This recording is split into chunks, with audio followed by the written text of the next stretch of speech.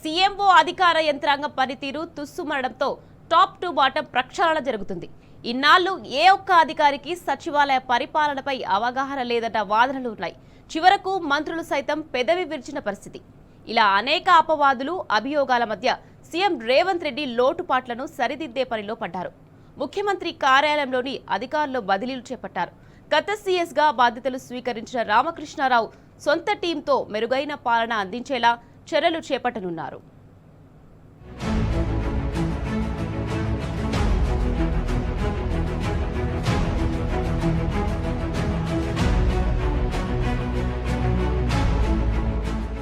కాంగ్రెస్ పాలనలో పట్టుమని 15 నెలలు కూడా కాకముందే సీఎంఓ అసలు రంగు తేలిపోయింది. నవతరం క్షేత్రస్థాయి అనుభవం, సామాజిక సమీకరణాల పేరిట కలరంగిస్తూ సీఎం రేవంత్ రెడ్డి స్వయంగా కూర్చిన అధికార యంత్రాంగం పనితీరు తుస్సుమంది. అపాయింట్ అయిన ఏ ఒక్క అధికారికి సచివాలయ పనితీరుపై అవగాహన లేకపోవడమే ఇలా అట్టర్ ఫ్లాప్ కావడానికి కారణమని టాక్. అందుకే ప్రాధాన్య పథకాలను సైతం ప్రజల్లోకి తీసుకెళ్లలేక ప్రభుత్వం చతికెల పడ్డదన్నది అధికార వర్గాల్లో జరుగుతున్న చర్చ.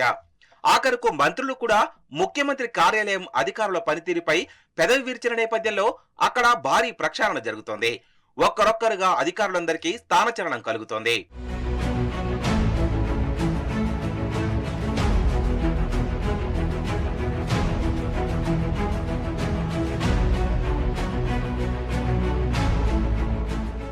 CM special secretary Ajit Reddy దీర్ఘకాలిక సెలవులపై వెళ్లారట.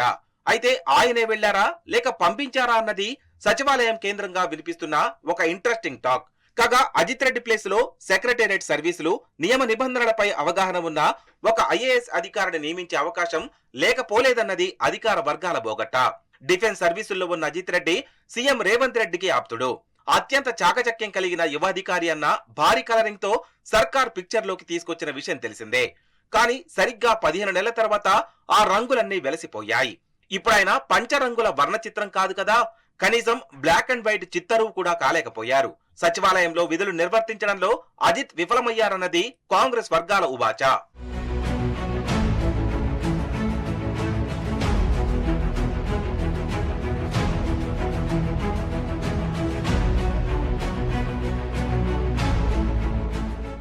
సామాజిక సమీకరణాల్లో భాగంగా సీఎంఓలో అడుగుపెట్టిన మరో అధికారిని సంగీత సత్యనారాయణ. తాజాగా సంగీత సైతం బదిలీ వేటుకు గురైంది. ఏ శాఖలో ఏ విభాగం ఉంటుందో అన్న అవగాహన కూడా లేదన్నది సదరు అధికారినిపై అభియోగం.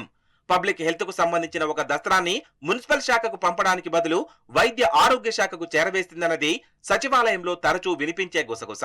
ముఖ్యమంత్రి కార్యాలయం లాంటి కీలకమైన చోట సెక్రటేరియట్ రూల్స్ పట్ల అవగాహన లేని అధికారులు ఉంటే కుదరదని కాస్త ఆలస్యంగా గుర్తించిన పాలకులు సంగీతపై బదిలీ వేటు వేశారన్నది పరిపాలనా సౌధంలో వినిపిస్తున్న మాట.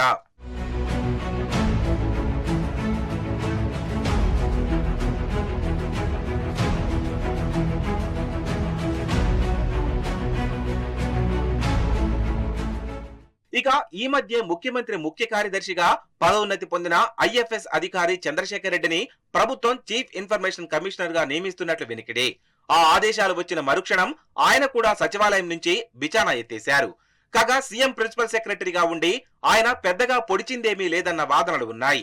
స్వతహాగా అటవీశాఖ అధికారి అయిన చంద్రశేఖర్ రెడ్డి కంచె గచ్చిబౌలి భూముల వ్యవహారంలో ప్రభుత్వాన్ని అప్రమత్తం చేసి క్లిష్ట పరిస్థితుల్లో పరువు నిలబెట్టలేకపోయారన్నది ఈయనపై ఉన్న మచ్చ.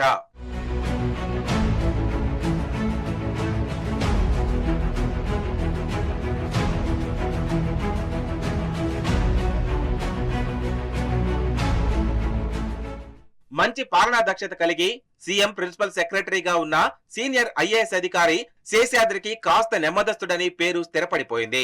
ముఖ్యమంత్రి కార్యదర్శి అయిన మరో ఐఏఎస్ అధికారి మాణిక్ రాజ్ అంత సులువుగా ఏదీ తేల్చడని, ఫైళ్లన్నీ పెండింగ్ లో పెడతారని చెడ్డ పేరు ఉంది.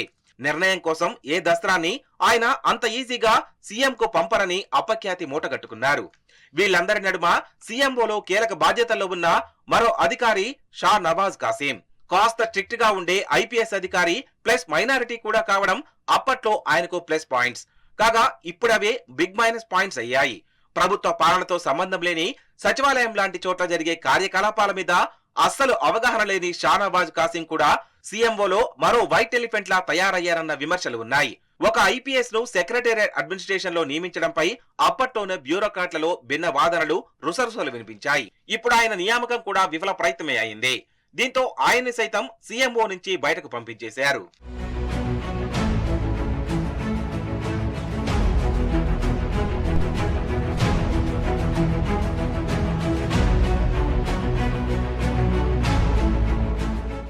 అనేక సమీకరణాల మిషలో చేసిన ప్రయోగాలన్నీ విఫలం కావడంతో సీఎం రేవంత్ రెడ్డి తాజాగా సీఎంఓ ప్రక్షాళనకు నడుం బిగించారు.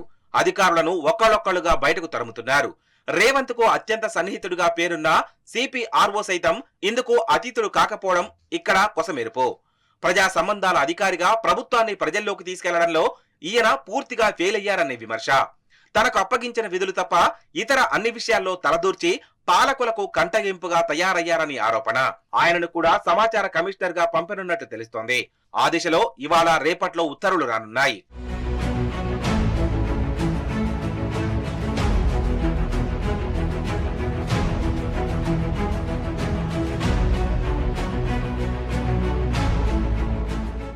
ఇలా రకరకాల కారణాలతో ముఖ్యమంత్రి కార్యాలయం చతకలబడిపోయింది.